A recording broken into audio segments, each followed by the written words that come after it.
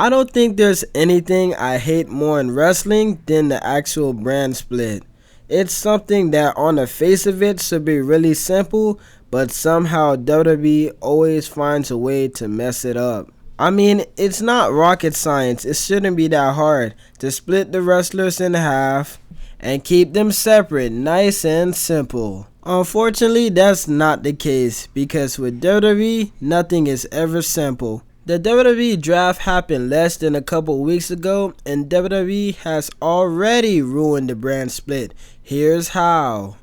At number 1, we have SmackDown stars competing for the Raw Championship. But first, let's have a recap, shall we?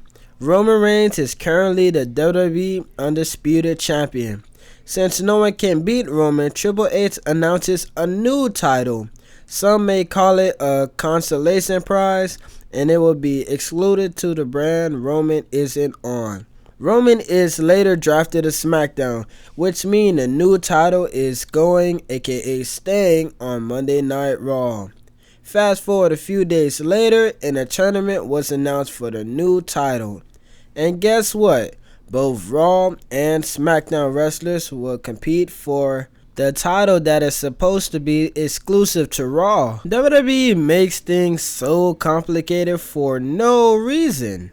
Now you're in a predicament where you either have a Raw guy win the title, making everything seem predictable, or have a SmackDown guy win it to keep you guessing and have him drafted to Raw, which makes the whole draft look like a waste of time. Or worse, you have the guy stay on SmackDown with the Raw Championship, leaving Raw without a freaking belt again. It shouldn't be this hard, but it's okay. I'm pretty sure Triple H has more titles that he could reveal if this happens. Number 2, free agents.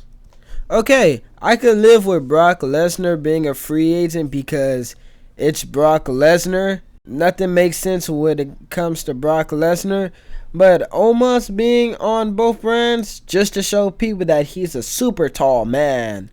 I don't know how I feel about it. I guess these two are special attraction guys, so whatever. But wait, Cedric Alexander is on the free agent list? Wasn't we just teasing the return of the Hurt Business? Whatever happened to that?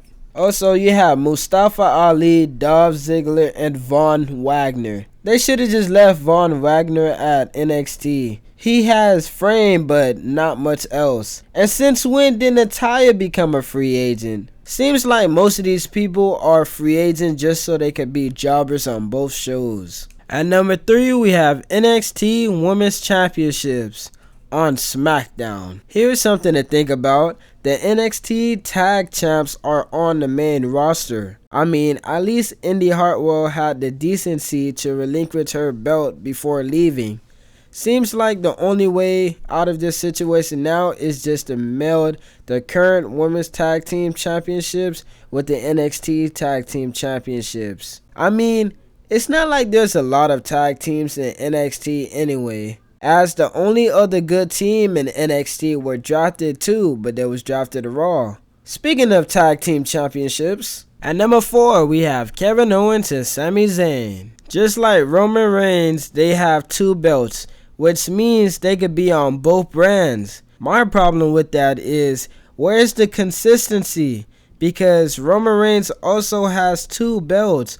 Why can't we have him on 2 brands? Back to KO and Sami though. Is there any plans for the titles to split up? Because if not, just introduce one set of titles for both brands, even though that defeats the purpose of the brand split in the first place. At number 5, we have the Women's Championships on the wrong brand.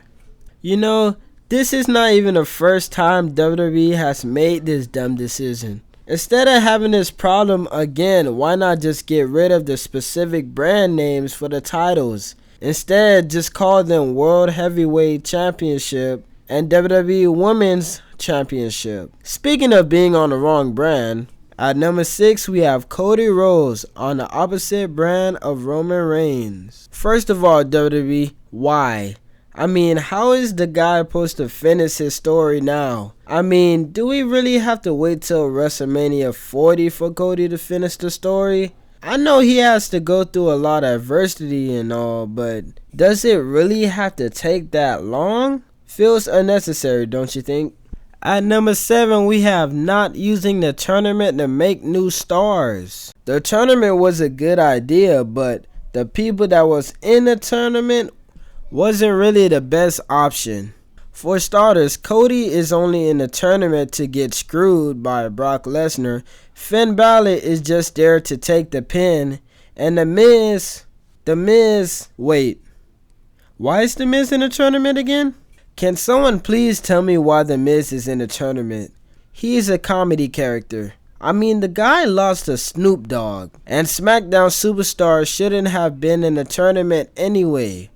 If the tournament was only Raw stars, it would make it way easier to create new stars on Raw to push and debut new stars, new talent.